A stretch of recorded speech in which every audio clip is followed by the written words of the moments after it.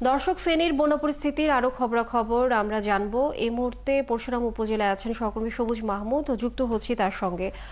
সবুজ, সকাল থেকে যেমনটি জানছিলাম ফেনীর বন্যা পরিস্থিতির খবরাখবর একটু জানাবেন, এখনকার পরিস্থিতি কেমন দেখছেন? আমি এখন আছি ফুলগাজী পরশুরাম এর এলাকার মাঝামাঝি মুহুরী নদীর একটি বাঁধে। এই বাঁধটি দেখতে পাচ্ছেন, এখানে এই বাঁধটি কিন্তু যে উচ্চতায় দেখতে পাচ্ছেন এই উচ্চতাতেই ছিল। এটা বন্যার শুরুর দিকে ভেঙে যায় এবং খুব ভয়াবহ আকারে ভেঙে এই পানিগুলো লোকালয়ে প্রবেশ করে। এই এলাকাবাসীর কাছে তথ্য নিয়ে জানলাম যে এখান থেকে প্রায় 10 ফিট উপরে পানি ছিল, যে পানিটি গত কয়েকদিনে নেমে গেছে, যার কারণে এই এলাকার যে বন্যা পরিস্থিতি সেটা কিন্তু অনেকটা উন্নতি হয়েছে। কিন্তু যে পানি নেমে যাওয়ার পরে এলাকার যে ক্ষয়ক্ষতি হয়েছে সেগুলো স্পষ্ট হচ্ছে ধীরে ধীরে। এখন আমি আপনাকে এই বাঁধের পাশেই যে বাড়িটি দেখতে পাচ্ছেন, এই বাড়িটি এই যখন এই নদীর বাঁধ ভেঙে পানি নেমে যায় তখন কিন্তু এই বাড়িটি আক্রান্ত হয় এবং এই বাড়িটির যখন পানি ছিল তখন অত বেশি স্পষ্ট হয়নি যে কতটুকু ক্ষয়ক্ষতি হয়েছে। সেই ক্ষতিটি কিন্তু এখন স্পষ্ট হচ্ছে। এখন দেখা যাচ্ছে যে বাড়িটি একেবারে ভেঙে একেবারে অনেকটি নদীর গর্ভে চলে গেছে এবং অর্ধেকটা আছে।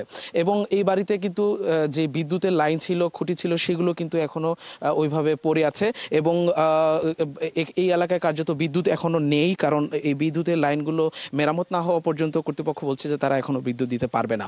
তো এইখানে এই এলাকাগুলোতে প্রতিটি যেই রাস্তাগুলো কাঁচা ছিল, যে রাস্তাগুলো সেই রাস্তাগুলো কিন্তু খুবই কর্দমাক্ত ছিল এবং এখনো বাড়ির উঠোনে আপনি নিশ্চয়ই দেখতে পাচ্ছেন যে কি অবস্থা, এবং বাড়ির ভেতরের প্রায় 5 ফিট পর্যন্ত পানি চলে গিয়েছিল। সেই ক্ষতগুলো কিন্তু বন্যার পানি নেমে যাওয়ার পর স্পষ্ট হচ্ছে। আমি স্থানীয় প্রশাসনের সাথে কথা বলেছি, তারা বলছেন যে বন্যা পরিস্থিতির হয়তো আরও উন্নতি হবে, কারণ আগামী গত কয়েকদিন বৃষ্টি হয়নি এবং সেই বৃষ্টি না থাকার কারণে পানিগুলো স্থিতিশীল আছে।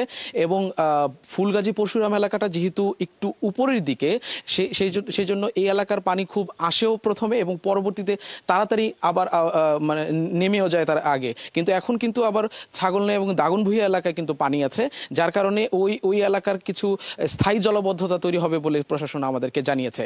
এখানে এই বন্যার পরবর্তী চিত্রগুলো ধীরে ধীরে আরও ভয়াবহ আকারে ধারণ করছে। আমি উপজেলা স্বাস্থ্য কমপ্লেক্সে কথা বলেছি, তারা বলছে যে চর্মরোগ সহ বিভিন্ন সাপে কাটা রোগীর সংখ্যা সেখানে বাড়ছে। তো এই হচ্ছে বন্যা পরবর্তী অবস্থা এখানে আছে বিরাজমান। তবে ছাগলনাইয়া দাগনভূঞা উপজেলায় কিন্তু পানির স্থায়ী জলাবদ্ধতা তৈরির একটি আশঙ্কা করছে। আর ফুলগাজী পরশুরাম এলাকার পানি আস্তে আস্তে নেমে যাচ্ছে এবং রাস্তাঘাট ভেসে উঠছে, কিন্তু বন্যা পরবর্তী ক্ষতির চিহ্ন। সবুজ মাহমুদ, আমরা দেখছিলাম পানি নেমে ক্ষয়ক্ষতির চিহ্নগুলো আসলে স্পষ্টভাবে বোঝা যাচ্ছে। আপনি খবরাখবর রাখতে থাকুন, আমরা নিশ্চয়ই পরবর্তী সংবাদ সংযোগে আবারও ফিরবো আপনার কাছে। ধন্যবাদ। দর্শক, ফেনী থেকে যুক্ত ছিলেন সহকর্মী সবুজ মাহমুদ।